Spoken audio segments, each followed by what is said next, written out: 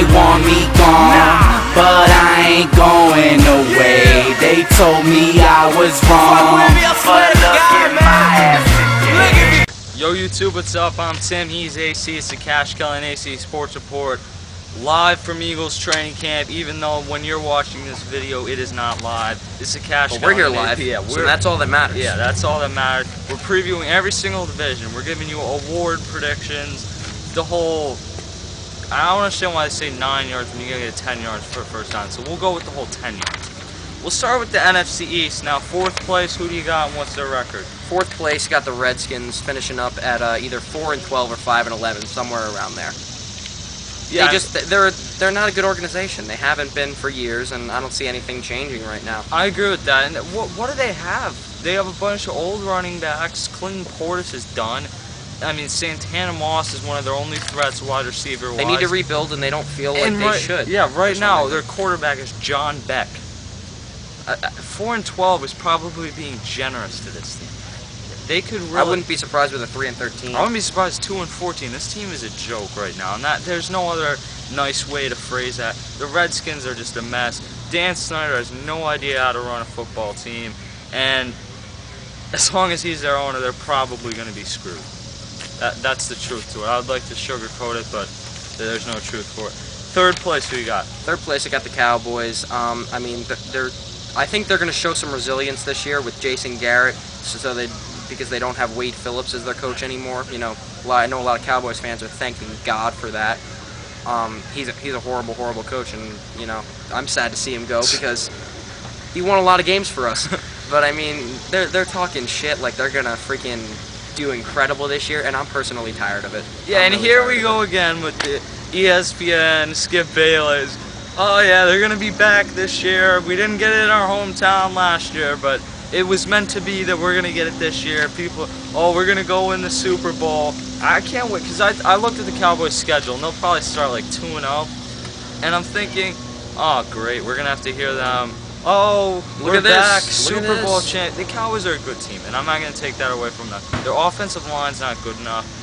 Their wide receivers are amazing. I mean, I'm not going to... You got the best tight end. If there's any concern with this team, I feel it's with the offensive line, running game, and some of the defense, even though it's most of the defense is pretty good, but I mean, you got 2 of the best receivers in the game. Des Bryant's a monster. I mean, there's always that one player on the other team that you like, and for me, it's Des Bryant. Miles Austin, I'm not a fan of, but he's a nice receiver. That being said, I think we both have them around like 8-8, 9-7. Yeah, I have them exactly at 8-8. I wouldn't be shocked if they made the playoffs, but I don't think they're going to make any run, and I think Tony Romo's a tired story, to be honest with you. I think that they are not going to win. They're never going to go farther than like a divisional round game with Tony Romo. That's the truth. And their running game this year is just not good enough. They cut Marion Barber, who is not really doing anything. Tashard Choice is a good back, but he's not like every single down. They got to get a legit running back in there if they're going to win with Tony Romo. Tony Romo's a good quarterback, but he's not good enough to just carry a team to a Super Bowl. They got to get him some help. 2nd place, who you got? 2nd place, you got the Giants, finishing around 10-6, 11-5. They've had sort of a quiet offseason, you know what I mean? Like, yeah. Compared to what other teams have done, even in this division, we'll get to that next. But I mean, nothing really changed drastically from last year, so I don't see why their record would change. Yeah, I have them at about 9-7, 10-6 area. A lot of Giants fans I see are getting... And let me make this clear. We did not pick the same things. It just happened to work out in this division that we had the same teams. I see a lot of Giants fans trying to act like their teams... When the Eagles beat them last year with this team, and then they make all the improvements, that the Giants are just magically going to get better. The reality is the Giants are going to start hot and then probably not play well down the stretch. I see them actually missing the playoffs, being that 3rd team out. And they could definitely miss the playoffs. could certainly become a distraction if they don't move him or pay him, and it's almost a done deal that they're not going to pay him. So they need to get that squared away. Yeah, Andy Reid just tooted the horn end of that session, but you're going to need to figure out what's going on with OC. There's so good defense. Ahmad Bradshaw's a good running back. I think the killer locusts are coming after us now. How is that? But Eli Manning's really got to cut down on the picks this year if they're going to be successful. And I think that they have good receivers. Hakeem Nicks is a beast, and then I forgot who their second receiver. Manningham. Yeah, Manningham.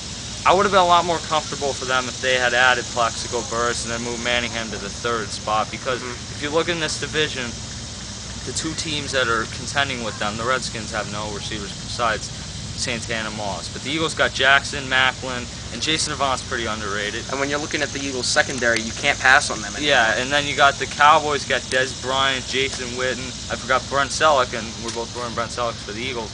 But the Cowboys got Miles Austin, Des Bryant, It's Jason a receiver-happy division, and the Giants are kind of losing out They on have that. good receivers, but not good enough, and I think that's the key. First place, we got the Eagles, obviously, because they're the team left. We're not homers. I got them at about 12-4, and I read a Sporting News magazine, I bought one the other day, that made this preview prior to the lockout ending and said they'd go 13-3. I'm like, So what are they doing now? Yeah, 16-0? Yeah. What are you basing that off of? Because they didn't add anyone.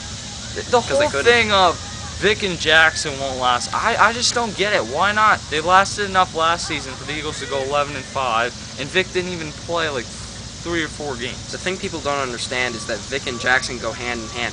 Vic throws the ball freaking a mile. Jackson runs quicker than anybody. Why can't they be successful and hook up for long passes? They did it last year. Jackson had the most yards per game. Yeah, and I think the whole Vic getting injured is just a joke.